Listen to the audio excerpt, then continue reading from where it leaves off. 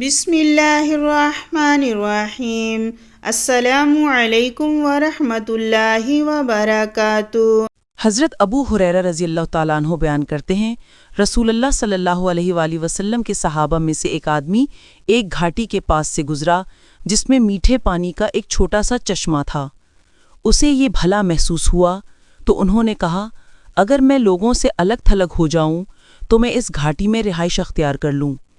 رسول اللہ صلی اللہ علیہ وآلہ وسلم سے اس کا ذکر کیا گیا تو آپ صلی اللہ علیہ وآلہ وسلم نے فرمایا، ایسی خواہش مت کرو، کیونکہ تم میں سے کسی کا اللہ کی راہ میں ٹھہرنا اس کا اپنے گھر میں 70 سال نماز پڑھنے سے بہتر ہے۔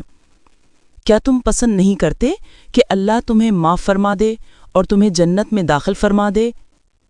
اللہ کی راہ میں جہاد کرو۔ جس شخص نے فواق ناقہ یعنی تھن سے 2 دفعہ دودھ نکالنے کے درمیانی وقفے جتنا اللہ کی راہ میں قتال کیا تو اس پر جنت واجب ہو گئی۔ مشکات المصابیح، حدیث نمبر 3830۔ حضرت عبداللہ ابن عباس رضی اللہ تعالیٰ عنہ بیان کرتے ہیں، رسول اللہ صلی اللہ علیہ وآلہ وسلم نے فرمایا، 2 آنکھیں ہیں جنہیں جہنم کی آگ نہیں چھوئے گی، ایک وہ آنکھ جو اللہ کے ڈر سے روئی اور دوسری وہ آنکھ جو رات کے وقت اللہ کی راہ میں پہرا دیتی ہے۔ مشکات المصابیح، حدیث نمبر 3829۔